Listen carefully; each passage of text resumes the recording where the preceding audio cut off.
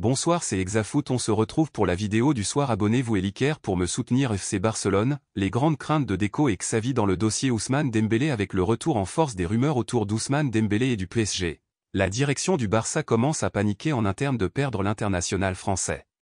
Comme nous vous le révélions en exclusivité vendredi, le Paris Saint-Germain est passé à l'offensive pour la signature d'Ousmane Dembélé.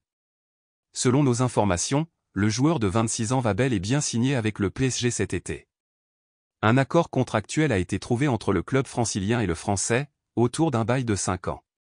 La visite médicale devrait avoir lieu à Los Angeles, alors que le PSG va activer la clause libératoire de Dembélé fixée à 50 millions d'euros jusqu'au 31 juillet, qui avait été négociée l'été dernier, au moment de la prolongation in extremis de l'ancien Rennais au FC Barcelone. D'après les informations du quotidien espagnol Sport, la direction catalane était déjà très concernée par ce dossier dès le mois de juin et le nouveau directeur sportif Deco avait d'ailleurs déjà prévenu que renouveler le contrat d'Ousmane Dembélé apparaissait comme une priorité absolue pour éviter les tentations étrangères dues à sa faible clause libératoire de 50 millions d'euros jusqu'au 31 juillet. Mais Deco n'a pas pu assister à la réunion car il était en Turquie pour négocier la signature d'Arda Güler, qui a fini par signer au Real Madrid. Les Blaugrana veulent le garder. Mais voilà, à l'approche de la reprise officielle des championnats, les inquiétudes commencent à envahir les bureaux du FC Barcelone qui ne veulent pas perdre Ousmane Dembélé. Malgré tout, d'après les indiscrétions du Mundo Deportivo, certaines personnes au sein du club veulent faire confiance au Français qui aurait toujours montré son désir de continuer à Barcelone depuis le premier jour. C'est le message que le joueur lui-même a toujours véhiculé tant au staff technique qu'à la direction sportive. Et aussi de son agent, qui a rencontré Barcelone pour avancer un renouvellement. Mais lors des négociations, il y a encore eu des divergences importantes sur le plan économique. Comme il le pense au sein du club catalan, il pourrait s'agir d'une tactique de négociation pour la prolongation de contrat du champion du monde 2018. Du côté du staff technique, l'inquiétude est moins sévère que dans les bureaux. L'entraîneur du Barça, Xavi continue de considérer Dembélé comme une pièce fondamentale dans son idée du jeu. Xavi Hernandez est pleinement confiant que le Français continuera dans l'équipe, car il serait très à l'aise à Barcelone et que la relation avec son entraîneur est très bonne. PSG, l'Arabie Saoudite se jette sur Marquinhos après avoir approché Kylian Mbappé ou encore Marco Verratti. L'Arabie Saoudite fait maintenant tout pour essayer d'enrôler Marquinhos, le défenseur central du Paris Saint-Germain. L'Arabie Saoudite n'a décidément peur de rien.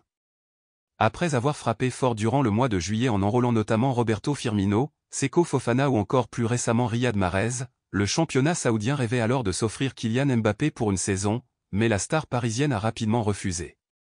Le milieu de terrain du PSG, Marco Verratti, a également été lié à un départ vers le pays du Golfe, mais rien n'est fait pour l'instant. Et en Arabie Saoudite, on ne compte pas s'arrêter en si bon chemin. Selon les informations de l'équipe, plusieurs clubs d'Arabie Saoudite ont essayé ces derniers jours de convaincre Marquinhos de rejoindre leur rang. Avec, évidemment, un contrat aux propositions financières imbattables pour le défenseur central brésilien, qui va entamer sa 11e saison sous les couleurs du Paris Saint-Germain, depuis son arrivée en 2013 en provenance de l'AS Roma. Marquinhos ne compte pas quitter le PSG et même si l'entourage de l'international Auriverde a écouté les offres des clubs saoudiens, la publication précise qu'aucune discussion n'a été entamée avec les clubs en question en vue d'un départ. En effet, Marquinhos ne serait actuellement pas intéressé par un départ vers l'Arabie Saoudite et aimerait poursuivre l'aventure au Paris Saint-Germain. Lui qui a d'ailleurs prolongé son contrat jusqu'en 2028 avec Paris, au mois de mai dernier. Depuis que je suis arrivé, en 10 ans j'ai vu l'évolution. Pour moi, c'était très clair, très facile. J'ai un lien super fort avec le PSG, de 10 saisons. Le club a aussi montré le respect et la confiance qu'il avait pour moi, avait-il expliqué au moment de prolonger. De son côté, le club de la capitale ne souhaite pas se séparer de son cadre en défense centrale et compte encore sur lui. Marquinhos poursuit actuellement la pré-saison parisienne au Japon, puis en Corée du Sud. Dossier Kylian Mbappé, le Real Madrid a un plan pour faire plier le PSG en position de force. Dans le dossier Kylian Mbappé, le Real Madrid va tenter de faire baisser le prix demandé pour le capitaine des Bleus. Le PSG avait initialement demandé 250 millions d'euros. Le feuilleton Mbappé est sur le point d'arriver à son terme.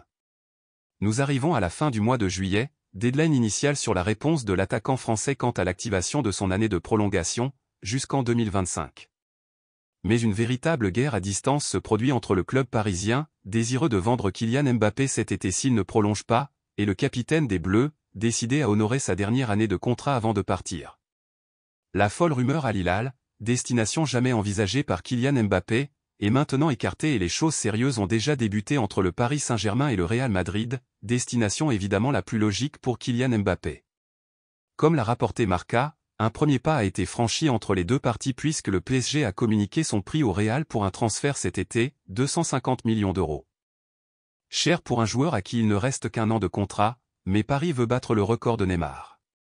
Le Real Madrid essaie de faire baisser le prix et selon les dernières informations du quotidien madrilène, le Real Madrid va tout faire pour baisser le prix demandé par le Paris Saint-Germain et espère atteindre les 225 à 230 millions, pour un transfert durant le mois d'août. L'entourage du joueur et un médiateur se seraient mis d'accord sur l'indemnité de transfert. Kylian Mbappé souhaitait remplir son contrat jusqu'au bout, mais vu les mesures drastiques prises par le club, il semble maintenant accepter son départ. Mais les négociations restent compliquées entre le Real Madrid et le Paris Saint-Germain, puisque le club méringuais ne souhaite pas échanger directement avec Nasser Al-Khelaifi, qui aurait déjà snobé les Merengues en 2021, lorsqu'il restait un an de contrat à Mbappé. Cependant, le Real Madrid a complètement les cartes en main. Marca ajoute d'ailleurs que parmi les 225 à 230 millions proposés, une partie pourrait aller directement à Kylian Mbappé afin de compenser sa dernière année de contrat au PSG. Pedri recale le PSG. L'Italie choquée par l'exclusion de la Juventus en Coupe d'Europe. Luis Enrique a demandé à ses dirigeants de recruter Pedri. L'exclusion de la Juventus fait grand bruit en Italie. L'Espagne s'enflamme pour le premier classico de la saison. La folle rumeur Pedri Ousmane Dembélé n'est pas le seul joueur du FC Barcelone à plaire au PSG. On apprenait vendredi que, sur demande du coach Luis Enrique, le PSG aurait activé la piste menant au milieu de terrain Pedri. Le joueur de 20 ans aurait une clause libératoire temporaire qui s'élèverait à 100 millions d'euros. Une information que Mundo Deportivo dément puisque la pépite des Blaugrana a récemment prolongé jusqu'en 2026 avec une clause des 1 milliard. De toute manière, le principal intéressé n'envisagerait pas un départ du Barça.